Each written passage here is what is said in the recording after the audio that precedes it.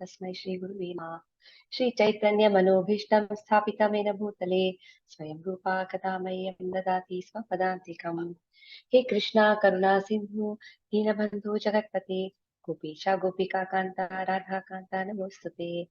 तप्त काञ्चन गौरङ्गी राधे वृन्दावनेश्वरी वृषभानुसुते देवी प्रणमामि हरिप्रिये।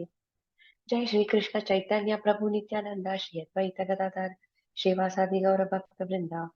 हरे कृष्ण कृष्ण कृष्ण हरे हरे, हरे Ram Ram Ram Hare Hare.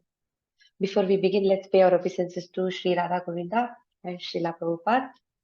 So, seventh chapter. Let's go over the summary and then we'll start from where we stop. Is my audio clear, Prabhuji? Yes, Mataji, it's clear. Okay, thank you so much. So,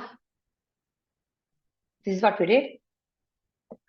First three verses talk about knowing Krishna in full by hearing about him. Shravanam, hearing is very, very important. We discussed that. Then 7.4 to 7.1, knowing Krishna as the source of both the material and spiritual energies. Then 13 to 14 verses, the three modes are controlled by Krishna, therefore surrender. 15 to 19, the impious lack knowledge and never surrender to Krishna. The pious develop knowledge and surrender. We have to do from here. Then 20 to 25, others who have no knowledge, those who surrender to demigods, those who are impersonal. 26 to 30, the bewilderment of the living entity and his freedom through knowledge of Krishna.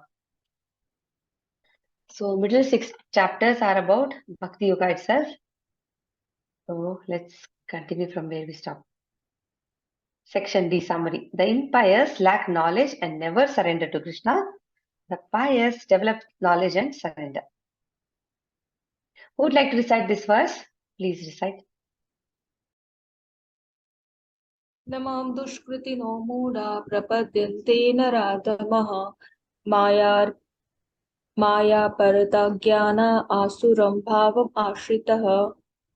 Those miscreants who are grossly foolish, lowest among mankind, whose knowledge is stolen by illusion and who partake of the atheistic nature of demons, do not surrender unto me. Hare Krishna. Hare Krishna Mataji, thank you. And for this verse, Prabhupada has written a very long purport. So much is there to read. So we'll go through this now. See, it says, Dushkritinos are impious people who do not surrender to Krishna. They're grossly foolish, like hard-working asses, beasts of burden, mudhas. Naradhamas, lowest of mankind. Then Asuram Bhava Mashrita, envious towards God, atheistic demons. Maya Pratagnana, knowledge stolen by illusory energy. There's an image here to understand. Mudas means like ass, donkey. It says they are like grossly foolish, like they work so hard, like beasts of burden. It is like, our karma is meant for yajna, sacrifice. But mudas, what they do, these mudas enjoy only a very small fraction of their fruit of labor actually. They work so hard. How much do they really enjoy? They don't get to enjoy at all. They're working, slogging day and night. Sometimes they spend sleepless nights.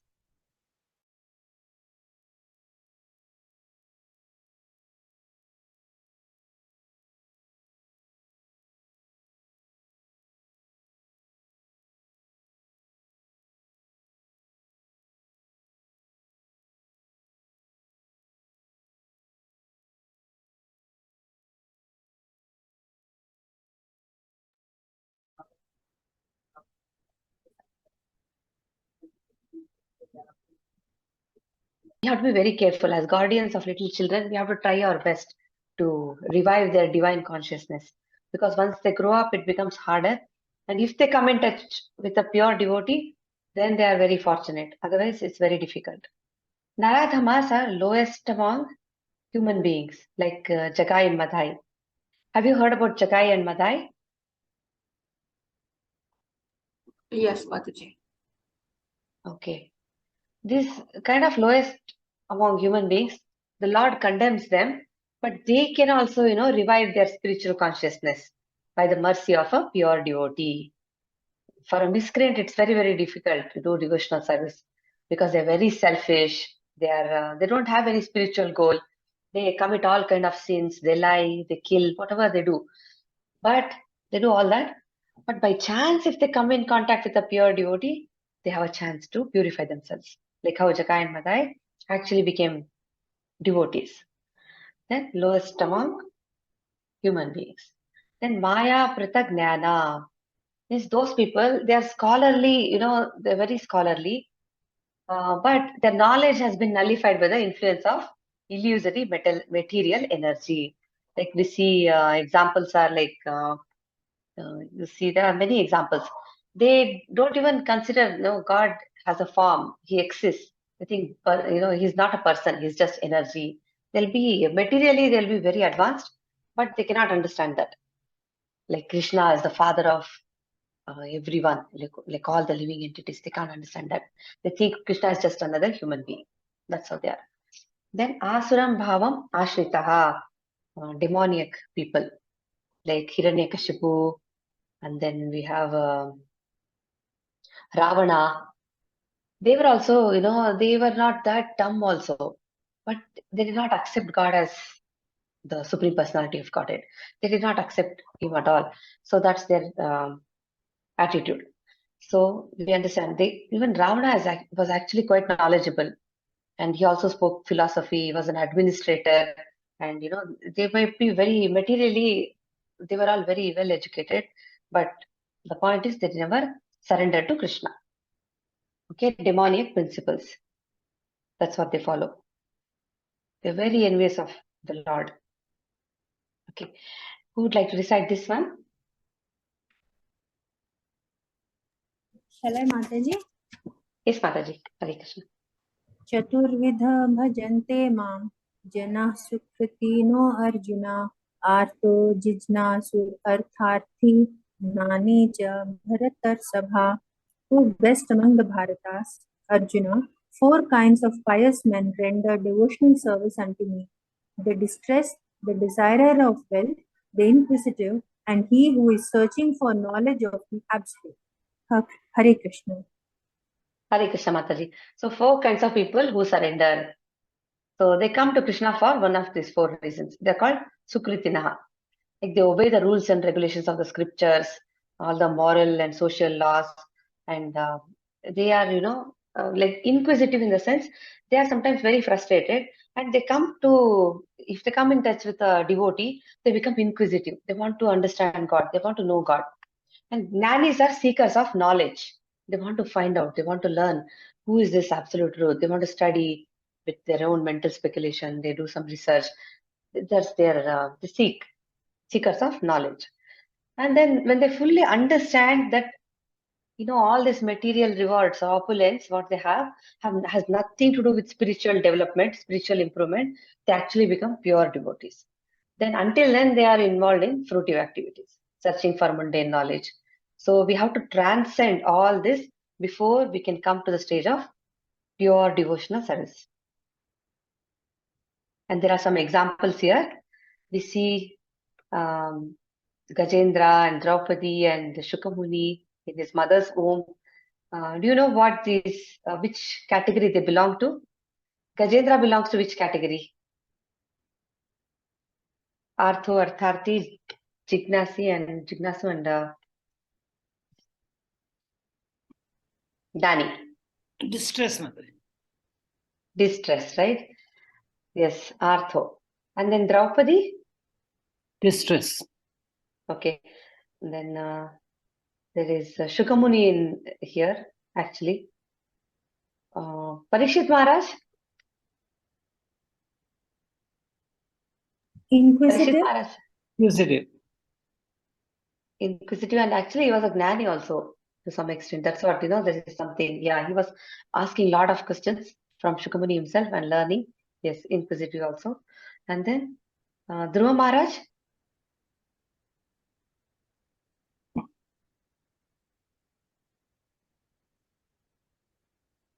Distressed. No. He went to ask the kingdom. Kingdom. So, Artho.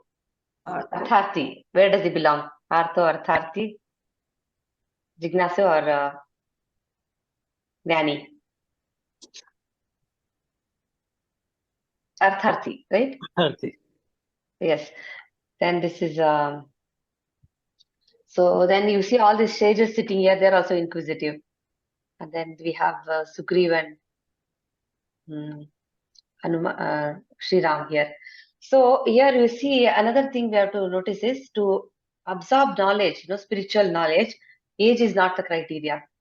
You see here, Shukamuni is actually giving knowledge to Parikshit Maharaj. Is much younger than Parikshit Maharaj. And there was a picture of the PPTs. You'll see Kapila Muni giving knowledge to his mother. So he's a little young, much younger than her because she gave birth to him. But still, she's listening to him, hearing from him. So age is not the criteria. So we know all this. Let's move on. Knowledge of the absolute. Sukritinas, pious people. Pious people adhere to regulative principles of scriptures, follow moral and social laws, and then more or less devoted to the Supreme Lord. Artha means distressed. Artharthi, wealth seeker. Jignasu, inquisitive. Gnani, one who desires knowledge of the absolute truth. So 4 categories of pious people.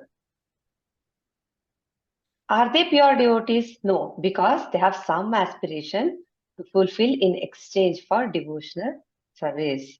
They're not pure devotees. What is pure devotional service?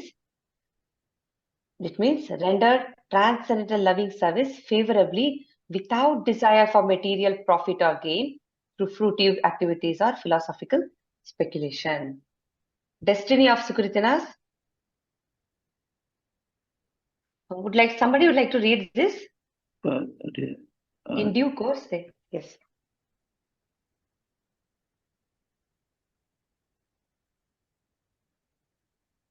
Destiny of Sukritinas. In due course, First, they associate with pure devotee and get purified. Okay. At what stage do Sukritinas become pure devotees? When they are free from all material desires, when they fully understand that material remuneration has nothing to do with spiritual improvement. Okay. What is the hope for miscreants in regard to devotional service? For them, devotional service is very difficult because their lives are selfish, irregular, and without spiritual goals. Is there any hope, any time, if by chance they come in contact with a pure devotee, they also become pure devotees? Yes, Mataji, we'll discuss this more here. So again, the distressed Gnani, who is the best among these? The distressed, see, all these 4 people, they're actually approaching Krishna. Instead of going to demigods, they're approaching Krishna. Who is the best among them? Gnani, the distressed, the desirer of wealth, or the inquisitive?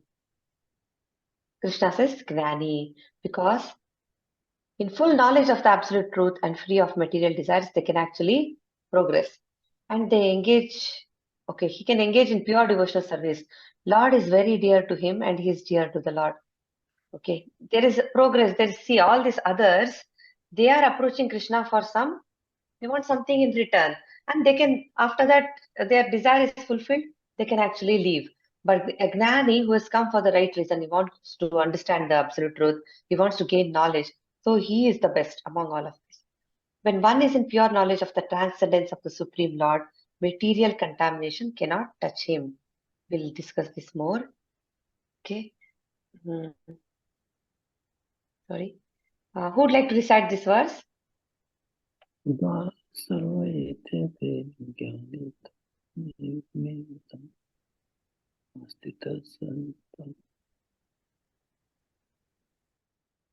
Astita Sahib Tatma Mamevanut. Yes, Prabhu, go ahead. Mamevanut Tamam Gatim. Your voice was not clear. Would you like to read the translation and the slide, Prabhuji, whatever is written?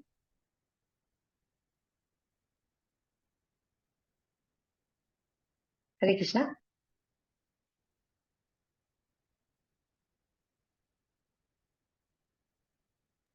Pramod, yes, Mataji, you read. In Srimad Bhagavatam 9.4.68, the devotees are always in my heart and I am always in the hearts of the devotees. The devotee does not know anything beyond me, and I also cannot forget the devotee. There is a very intimate relationship between me and the pure devotees. Pure devotees in full knowledge are never out of spiritual touch, and therefore they are very much dear to me. All these devotees are undoubtedly magnanimous souls, but he who is situated in knowledge of me I consider to be just like my own self. Being engaged in my transcendental service, he is sure to attain me the highest and most perfect goal. Bhagavad Gita 7.8. Hare Krishna Mataji. So this is from the purport actually, what Krishna himself says in Bhagavatam. So Krishna is not partial. He's calling all these four people magnanimous souls. In this verse, he's saying they are all magnanimous souls because, at least they're approaching me. I'm very happy. At least they're coming to me. Instead of going to somebody else, it's like a father is very happy when the child approaches him instead of going to the neighbor or some uncle. It's not right? When you want something, you go to the father and discuss with him and say, Father, can I have this? And the father will be very happy to, at least see if you deserve that. And instead, if you go to the neighbor or somebody who is not even close to the, let me mute 1 second. It is like, how will the father feel? That's how it is. So he's actually calling them magnanimous souls because anyone who comes to the Lord for any purpose is called a Mahatma. He's calling them great souls. So four people approach, we saw that. And if they further advance and they understand the knowledge of the impersonal Brahman and Paramatma, and once they are fully purified, they realize their constitutional position, that when in the liberated state, they actually understand that they are nothing but eternal servants of the Lord himself. So, all this is possible. It can happen if we are in touch with a pure devotee. Anyone can get purified. If, the Lord also has to show his mercy. And once the person is in full knowledge means understanding Krishna's position. And at the same time, if they are engaged in devotional service, what will happen is nothing, no material contamination can touch them. It's because Maya is very strong. All our senses are continuously bombarded with something or the other. You go on the streets, you'll see so many advertisements. There are, everywhere. Media is like that. And then you see newspapers, everything is constantly in our face. But a person who is in devotional service, completely surrendered to the Lord and who has complete knowledge, nothing, he is very much protected by the devotional service. The process itself protects him, and the Lord is also very merciful. He is also helping from within. That way, no material contamination can touch him. Such a person is actually self-realized. So a very important verse here. Who would like to recite this one?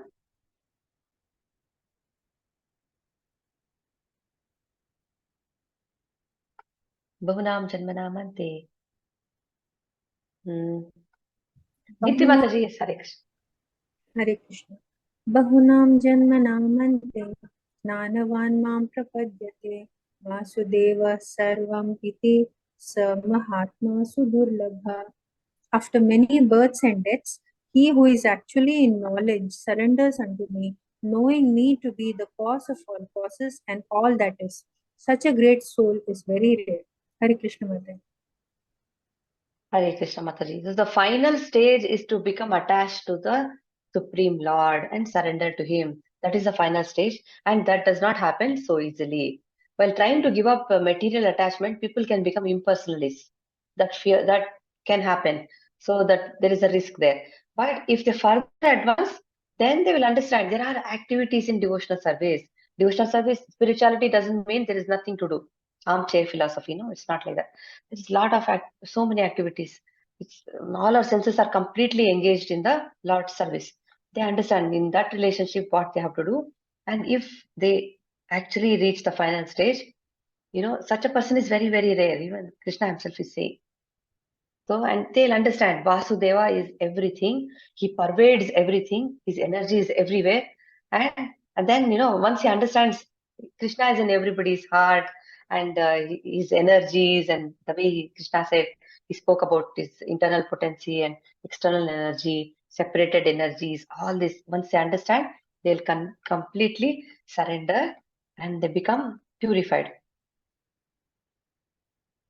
And they become pure devotees of the Lord. That is the final stage. Bhakti, which is very, very rare. Realization of one fully in knowledge. Realization is very, very difficult. That's what it is. Theory is okay. We can read it every day and we can memorize all the verses, everything. But until and unless we realize and actually practice and actually progress, we can't call ourselves pure devotees. Supreme Personality of Godhead is the ultimate goal of spiritual realization. Therefore, surrender. Okay. A bhakta. He knows that spiritual life is full of activities which are eternal and blissful and not just impersonalism, voidism. Material world is a perverted reflection of spiritual activities. He understands Lord as the cause of all causes and thus realizes a universal vision of Vasudeva, sees all in relationship to Lord, and this vision precipitates full surrender to Krishna as the highest goal. Realizes the dependence on the Supreme Lord's mercy. We think we are doing everything, I am the doer, all this. In the next few chapters also, we'll discuss that. But without the Supreme Lord's mercy, nothing can move. We can discuss some examples also for that. Okay. While trying to give up attachment to materialism, there is some leaning towards impersonalism.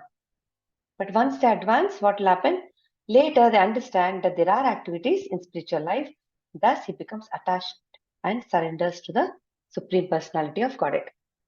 Others who have no knowledge, who don't understand who is Krishna, his energies, those who surrender to demigods and those who are impersonalists.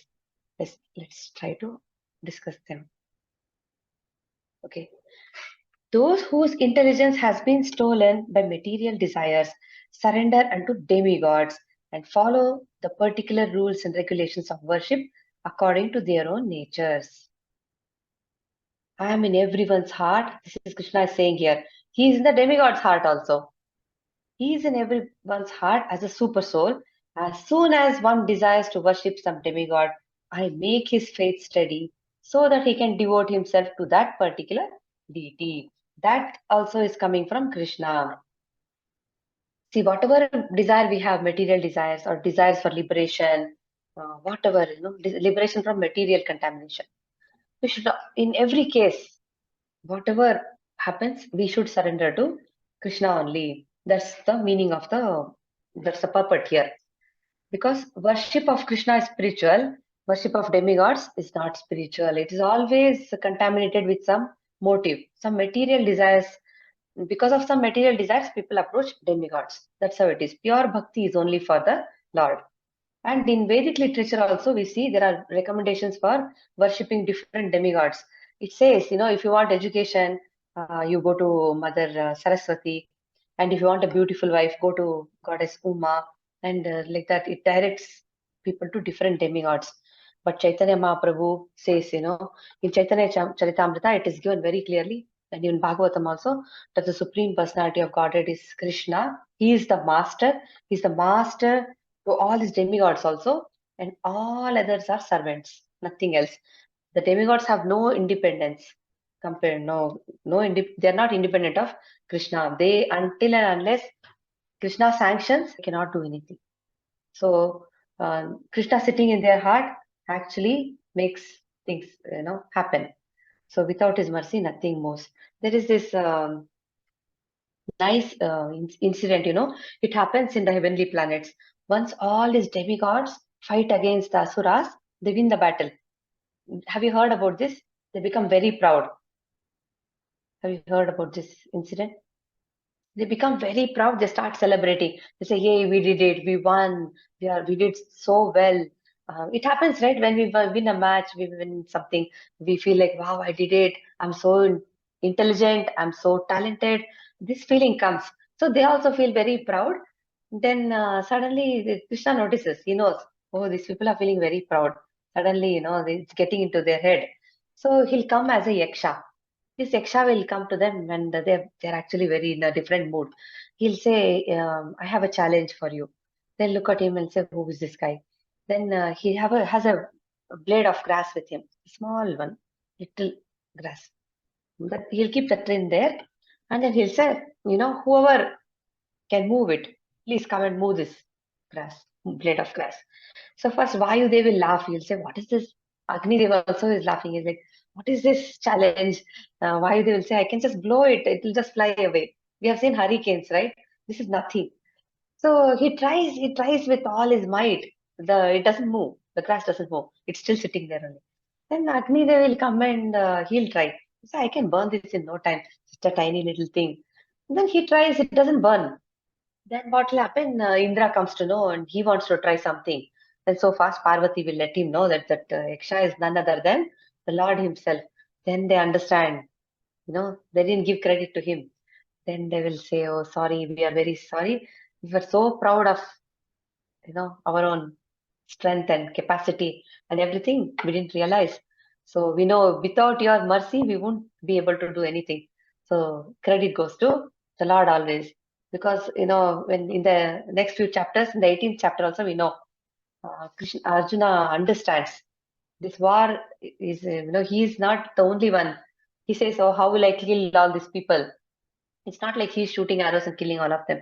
There are so many elements involved that are making these things happen. And the Supreme Lord's sanction is very, very important. That is the most important thing. So let's move on. Okay. Okay, who would like to read these verses here? Hare Krishna.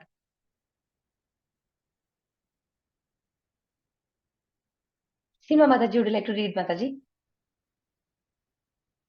Yes, Mother. Okay. This on the left hand side, I can't see that clearly.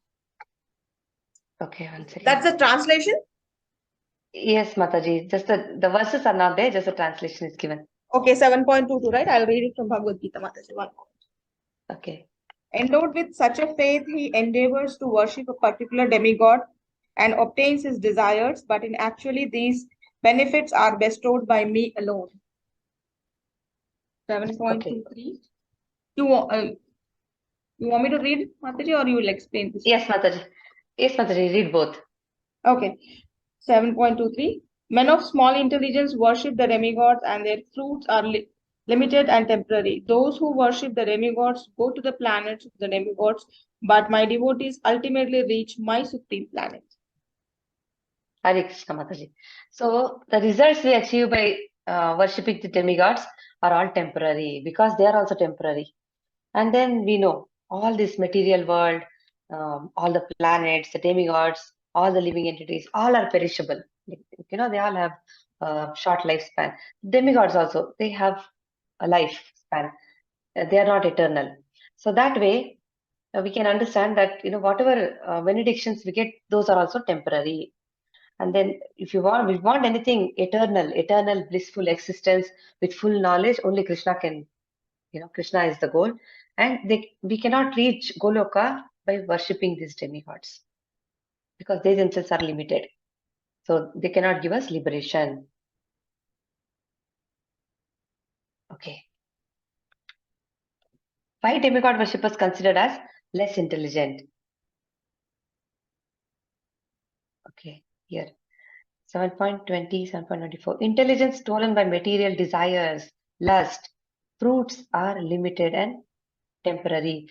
Because again, we are going to the demigods because we have some material desires. Then basis of choice of worship, different modes and natures, different demigods. There are people who worship ghosts and spirits and all kind of things. Here we are talking about demigods. Based on their nature, people go. Lack of knowledge about Krishna. It is like when you worship Krishna, you are automatically, satisfying everybody, even the demigods. It's like watering the roots of the plant. We don't have to water the flowers and leaves and twigs and all. By just worshipping Krishna, we are actually, Krishna will take care of everything. Krishna is the source of everything. Krishna makes faith steady, required by a living entity to worship the demigods. He himself is giving us that intelligence also. Krishna bestows benefit through the demigods to living entities. Result. So, Result, go to demigod planets. If you worship demigods, we go to their planets. That's what will happen. So Krishna's devotees actually reach his planet. Result is go to the supreme planet of Krishna. Result of demigod worship are all perishable. Result of devotional service unto Krishna is unlimited and eternal. Okay, demigod worshippers, again it's given. All this is to make us, really understand and we'll never forget. That's why it's repeating. Okay, nature, demigod worshippers, what is their nature? They follow Karma Kanda section of the Vedas. They are attracted to material enjoyment. They seek quick results. They want a quick result, like fast food, instantly. We want something. It's like we are ready to bribe someone. Happens, right? When some work is not being done, we go to this government employees. People go and they say, "I'll give you this much money. Just do this work fast for me." It's like that, I'll give you this. You do this for me. That's what people do. That's where they go. Then their mentality and attitude. Philosophy is believes that one who worships a demigod can reach the Supreme Lord. Okay, they accept demigods as equal to Krishna. They say, I have bhakti for this goddess, I have bhakti for this god. All the demigods they consider as God actually. They think they have bhakti, but bhakti is only for Krishna. And then they think, just by doing that, they may get liberation. They accept demigods as equal to Krishna, instead of Krishna. This world is meant for enjoyment. This is what they understand. That's their philosophy. Earn, enjoy the world. Life is for enjoyment. Let us enjoy life. That's how they talk. And the goal, dharma, artha, and kama. Mental attitude. I am the enjoyer. I must enjoy. I earn, I enjoy. I cook so that I can eat delicious food. That is the attitude. So Krishna is nowhere. When there is too much of this mentality, there will be sinful activities. And, we can see people are fighting for property and that and this. It's me and myself and I. They don't understand the bigger picture. We see that happening in the world. And they desire superior enjoyment in higher planets. They perform karmakanda activities. They want to go to heaven so that they can enjoy better. In heaven, enjoyment is much more. There are beautiful, the Nandana Kanana is there, and then life is also longer. Here itself, you see, there's so much, luxury is there. In heavenly planet is much more. We can't even imagine. And then false prestige. It's me, myself. If you ask them something about their achievement, they'll talk. They'll say, I did this, I did that. And then they talk as if, I have so much strength. I'm so powerful. I can win this. I can punch this. But we see even the greatest boxer, like Muhammad Ali. It's youth. That's all. Once we age, our capacity diminishes. Wrinkles will come. We will get old. We will become weak. That day will come. We cannot escape. Every one of us will get wrinkles. All of us will become weak. But when they are actually in that mode, they will talk as if they are really very great. They have too much, what you say, stamina and everything. That's why I have done this and this and that. False prestige. Intelligence lost due to lusty desires. Due to lusty desires, people cause murders. They can rob. They can do so many things. They don't understand. They have no intelligence because they're in the mode of ignorance. Then real intelligence means understanding that nirmama, nirankara, all is nothing is mine. The Lord is the supreme. And then action performs prescribed duties. They perform prescribed duties. And then they worship demigods. They perform sacrifice also. What is the result? He achieves higher planetary systems and enjoys until his pious results are exhausted and then returns to the middle planetary system. It is like they accumulate so much pious credits, punya. They go to higher planets, they spend all their punya, they come back, again they have to earn. They have to perform some meritorious work, get back that punya. And if they again want to go to higher planets, again go and come, go and come. This cycle will continue. But actually, they say this Kali Yuga is just started, right? It's not progressed that much. It's going to get so bad, it seems. People will start eating each other. There will come a time when Kali Yuga will be unbearable. So if you go to higher planetary system, spend 10,000 years there, and come back to Earth, situation will be very bad here. It won't be like how it is now. So hoping to go to higher planets for enjoyment doesn't actually, it's not eternal. It doesn't make sense because we have to come back here and we'll be suffering much more than how the Earth won't be like this. The other planets will be much worse. Kali Yuga would have progressed. So we have to be very careful. We must try actually, we must try. We all must try as much as possible to go back home to Godhead. Or at least, because of the Lord's mercy, you may think, oh, these people, at least they're trying to progress. They're so fallen. Let me help them. He may put us among devotees or, provide us an opportunity for further growth. So that way, at least we should stick to Krishna consciousness. Okay. 10 more slides are there. We'll finish. Who would like to recite this verse? I'll do it, Mataji. Yes, Mataji. Hare Krishna. Hare Krishna. अव्यक्तं व्यक्तिम् आपन्नं मन्यन्ते माम् अबुद्धयः परं भावम् अजानन्तो मम व्ययम् अनुत्तमम्. Unintelligent men who do not know me perfectly think that I, the Supreme Personality of Godhead Krishna, was impersonal before and have now assumed this personality. Due to their small knowledge, they do not know my higher nature, which is imperishable and supreme. Hare Krishna Mataji. Hare Krishna Mataji. So in this verse, he's saying people who are under the impression that the absolute truth is impersonal are abudaya. Abudaya means they do not know the ultimate feature of the absolute truth. Abudaya, that's what they're not intelligent. He's telling that very clearly. They're like fools, basically, not intelligent at all because they think the absolute truth is impersonal. That's what it means. And then only fools, in 9.11, he says, only fools regard me as an ordinary person.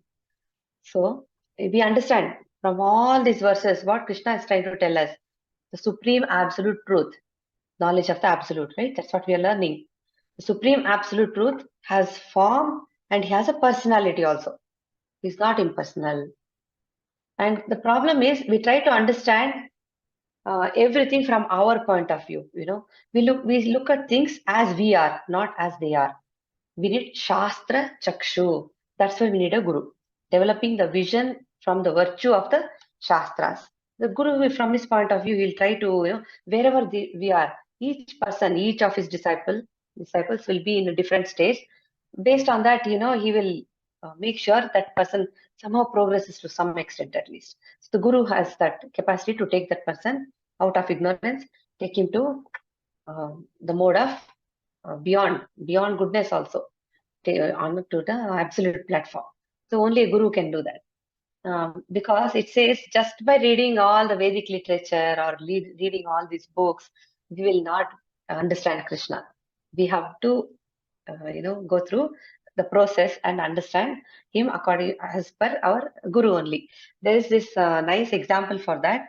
There was this boy who was not very good in studies. Okay, this was long back. Panini, I think his name was Panini. He was not absorbing anything, and because of that, they considered him a little dull. He took it as a challenge. He thought, let me learn Sanskrit so nicely. I want to learn Sanskrit grammar, everything properly. Nobody should be there to defeat me. I'll learn like that. And he grew up. He learned properly. He grew up, and he himself had students. One day he was sitting and teaching. So he could read any Sanskrit verse, anything. Give him anything, he'll read. One day he was teaching. All the students were sitting, and then a wild animal came. I think it was a tiger or a lion. It came, and then it's very dangerous, right? When tiger enters, what do you do? The students noticed that this teacher is teaching. So one student said, Guruji, lion has come. So he said, lion has come or is it about to come or is it already here? Is your grammar correct? The other person also tried to tell him, it's already here. Then no, something is wrong with your sentence. Then he was trying to correct the grammar. By the time he corrected the grammar, the animal had followed him. So, we should understand what is the purpose of studying all this. What is our goal actually? It's just to learn all the verses or, just learn Sanskrit just for the sake of it. What is it? So just by studying the Vedanta literature, we cannot understand the Supreme Personality of Godhead. We must understand that. And then, okay. And then the Lord's mercy is very important. That also we know. And demigods have their own planets, and Krishna has his own spiritual planet, Goloka Vrindavana. Okay. Who is going to recite this one?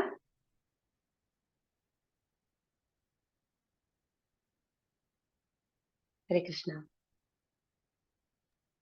Shall I, Mataji? Yes, ma'am. Yes, Prabhuji. नाहं प्रकाशः सर्वस्य योगमाया समावृतः मूढो अयं नापि जानाति लोको मां मां जम अव्ययम्. Hare Krishna. I am never manifest to the foolish and unintelligent. For them I am covered by my eternal creative potency, Yogamaya.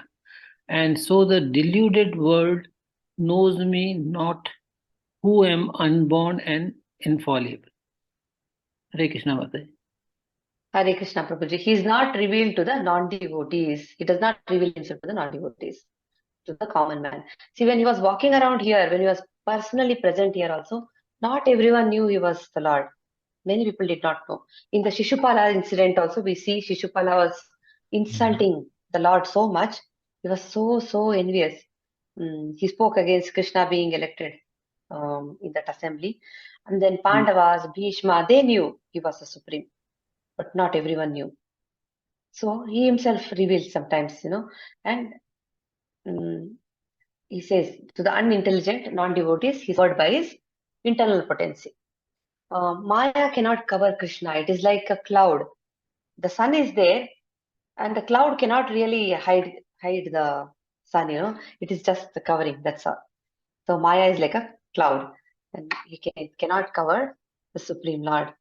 And he knows. Krishna himself says he knows the past, present, the future of every living entity, and so he himself, sitting in our heart, has to, if we take one step towards him, he'll take 10 steps, 100 steps. So with that effort, we see that in that Damodar Leela also. The mother does not give up at all. Yashoda, she's trying to tie him. She does not give up. And then because of his mercy, finally she can tie him. So it's like that. How much ever effort we put in, it's his mercy that takes us towards him. Without his mercy, we cannot understand him. So Lord Krishna never manifests to the foolish and unintelligent. Qualification of understanding Krishna only to pure devotees. Examples, Pandavas, Bhishma, and few others. Except devotees, all consider him as ordinary. Result of being impersonalist. They do not know Lord as unborn and infallible. Supreme Lord, the absolute truth, hides from foolish and unintelligent. Lord gets covered by his internal potency. Okay. Knowing Krishna as the source of both the material and spiritual energies. Okay, 1 second. Who would like to read these verses? They are actually self-explanatory. There are no slokas, just the translation is given.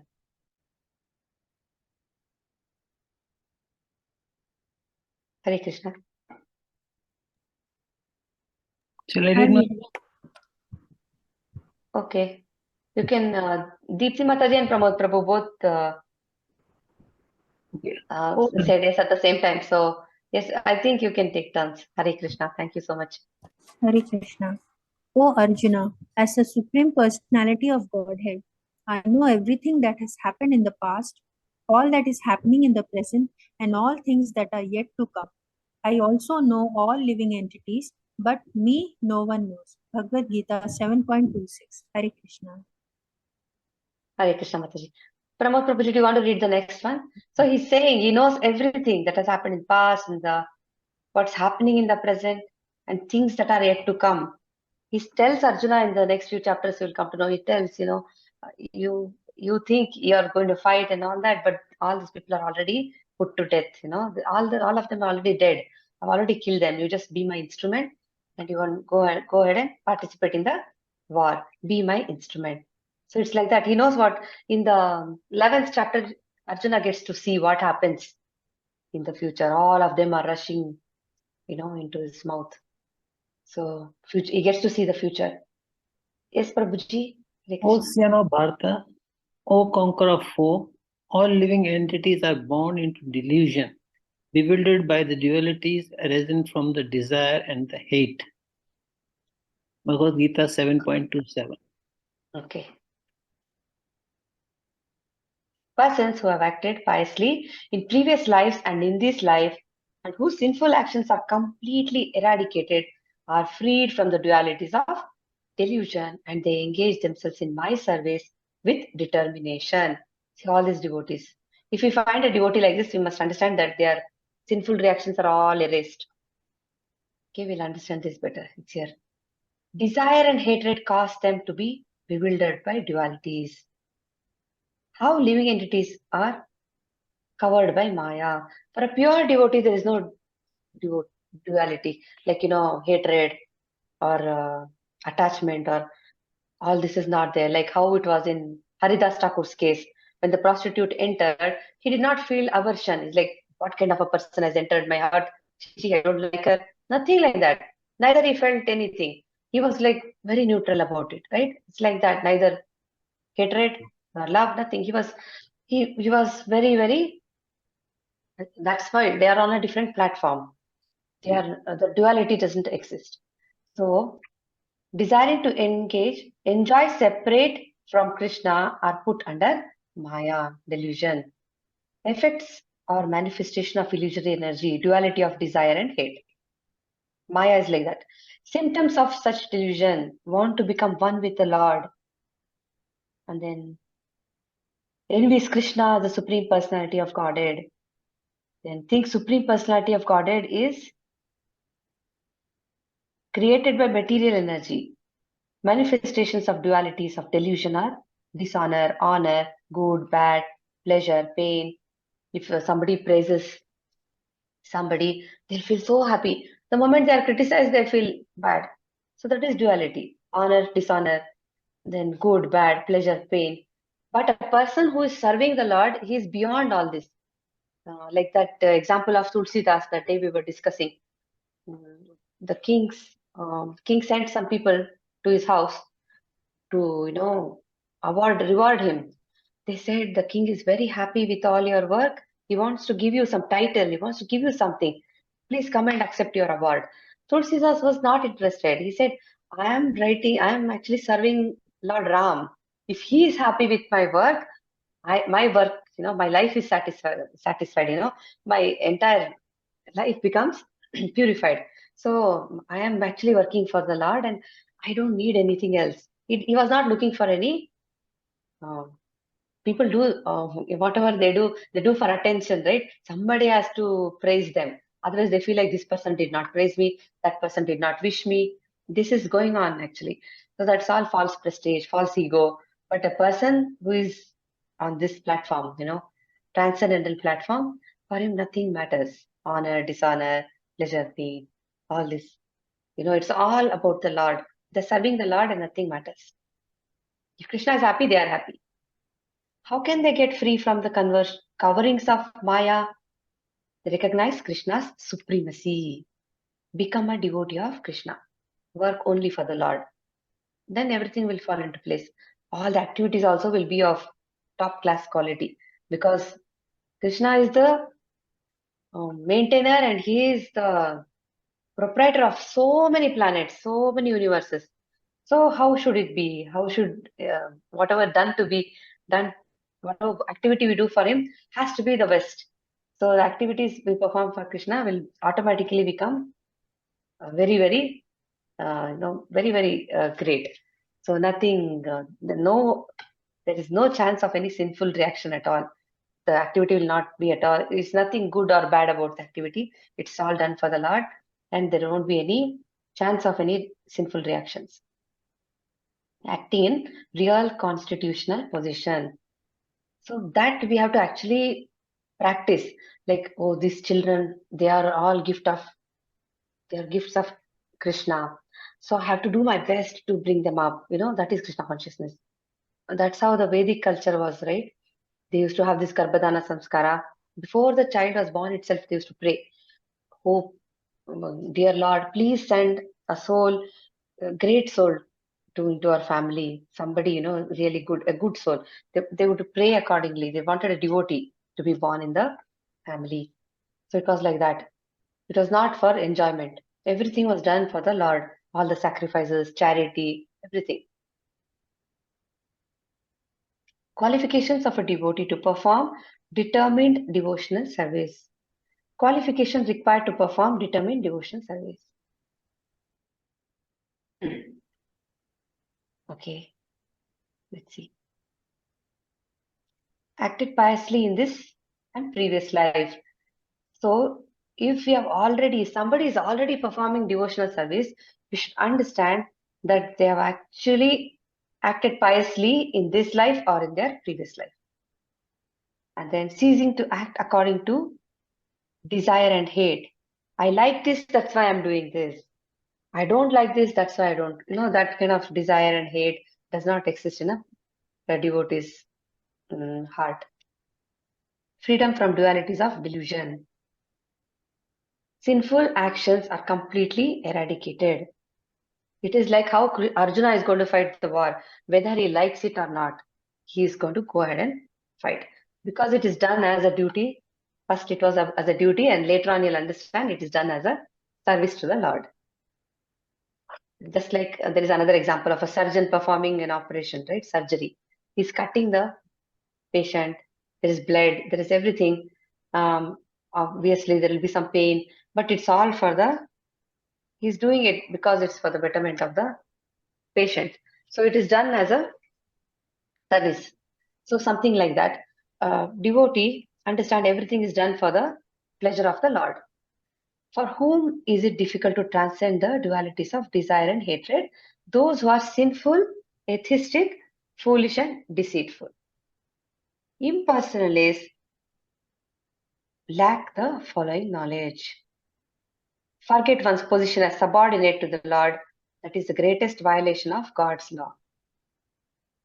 There are people who think they themselves are God. They are very much happy. If somebody says, "Oh, you are God, I'm going to wash your feet and I'll do Mangalarti to you," they will actually accept that service. So, but actually they cannot, nobody is God. Will never become equal to the Supreme Personality of Godhead. That is a violation of God's law. How to be situated on the spiritual platform? Who can accept this process? Those who live practicing the regulative principles of religion, who have acted piously, and who have conquered sinful reactions. Only they can accept this process.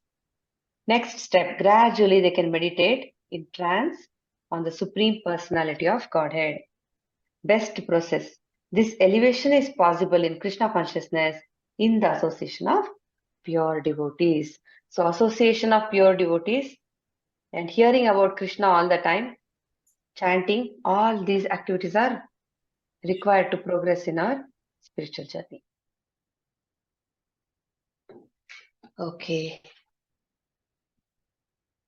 So we have all these great examples like Goswamis, Narad Muni, Srila Prabhupada himself. They all were here, just for us to recover the conditioned souls from this delusion. That's why, that's their mercy. They traversed this earth just for us. And we know many examples like Mrigari, how Narad Muni could help Mrigari come out of his sinful reactions. And then there are so many examples like that. So we have 2-3 more slides and this chapter will be done. Qualifications of a devotee to perform determined devotional service. So this is actually a repetition. Yes, let's move on. Okay. Who is going to recite this verse?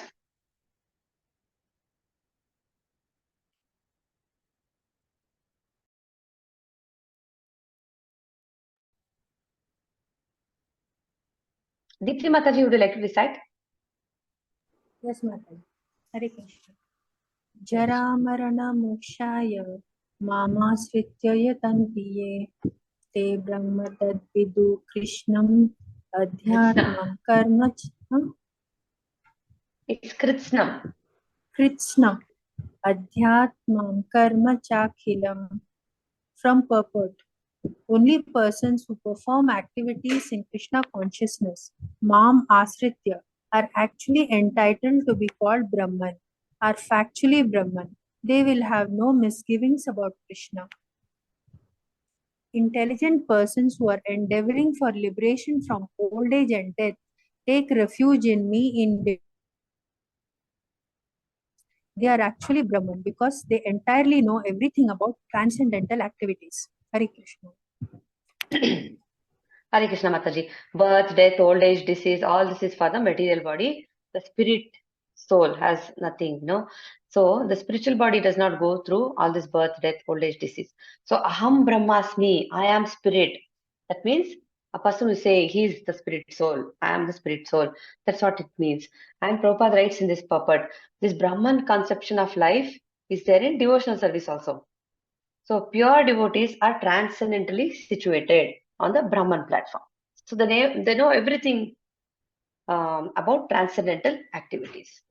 So in Krishna consciousness, actually, by the grace of the Supreme Lord, they understand they are the spiritual, they are the spirit souls, they are not the bodies, and then they understand, this whatever actions they are doing, all those activities are also eternal, and they themselves are eternal, and demigod worshippers will not have this kind of benediction because they'll go to the demigod planets and they will not have this kind of intelligence to understand Aham Brahmasmi. What does it mean? So less intelligent people or those people who worship demigods cannot reach Goloka Vrindavana. There's no way they'll reach. Only when they take shelter of the Supreme Personality of Godhead or his devotees, they have a chance to go to the spiritual world. Otherwise, no. Brahman, the Brahman conception, a devotee, a pure devotee only can realize. The person who is in Krishna consciousness actually knows what is Brahman. When he says Aham Brahmasmi, he understands he is the spirit soul. Okay. Okay, next verse. Who would like to recite? I'll continue, Mataji. Okay, Mataji. साधिभूताधिदैवं मां साधियज्ञाञ्च ये विदु प्रयाणकाले अपि च मां ते विदुर्युक्तचेतसः. Those in full consciousness of me, who know me, the Supreme Lord, to be the governing principle of the material manifestation of the demigods and of all methods of sacrifice, can understand and know me, the Supreme Personality of Godhead, even at the time of death. Hare Krishna Mataji. Hare Krishna Mataji. Dhrida it says, right? Persons who never deviate from the path of entirely understanding the Supreme Personality of Godhead. They'll never deviate from their path. They want to understand the absolute truth. They will be very determined. So a Krishna conscious person will have determined faith. If such a person has, a pure devotee who has this determined faith, he's called Dhrida determined faith. That's what it means. So even at the time of death, such a person will never forget Krishna. Here we see Bhishma Dev. He actually saw Krishna at the time of death. And whoever says Krishna at the time of death, they are all promoted to the planet of the Supreme Lord, Goloka Vrindavana. They get to go to the spiritual world. So how to remember Krishna at the time of death? In the next chapter, we get to discuss that. So how does all this begin? Just by hearing about Krishna. That is the first step. Hearing. Shravanam is very, very important. Again, in this purport also, Prabhupada mentions that. And in Krishna consciousness, we are directly engaged in activities that are related to the Lord. We are taking so much interest in performing all these activities just so that Krishna can enjoy. So that is the goal. So we are directly engaging in the service of the Lord. So it is the easiest process to approach Krishna.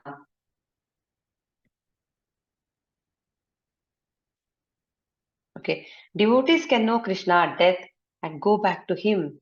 How to become Krishna conscious? It beginning with association of devotee, surety of person acting in Krishna consciousness, never deviated from path of entirely understanding understand Krishna in transcendental association, understand the Lord as governing principle of material manifestation and even demigods. Gradually, they become convinced of the supreme personality of Godhead. Until and unless we are convinced that Krishna is the supreme personality of Godhead and we have to actually serve him, we are all subservient, we cannot call ourselves devotees. Okay? Only a devotee can actually practice devotional service, and at the time of death also, he has a great chance of going back to Godhead. At the time of death, he can never forget Krishna and he gets promoted to Goloka Vrindavan. Adibhuta, Adideva, and Adiyagna. Governing principles of material manifestation, governing principles of demigods, Adideva, Adiyagna, governing principles of all methods of sacrifice. Dridhavrata, determined faith. Beginning of bhakti, conviction that simply by hearing and glorifying the Supreme Lord, all the objectives will be fulfilled. Such a person, if this conviction is there, such a person is Dridhavrata. Okay, so this is the summary of the 7th chapter. So some important takeaway points are there. We have to hear about Krishna all the time. Always remember Krishna. Don't forget Krishna. Very, very important. Then knowing Krishna in full by hearing about him, 7.1 to 7.3. Then knowing Krishna as the source of both the material and spiritual energies. The 3 modes are controlled by Krishna, so we have to surrender. The impious lack knowledge and never surrender to Krishna. The pious develop knowledge and surrender.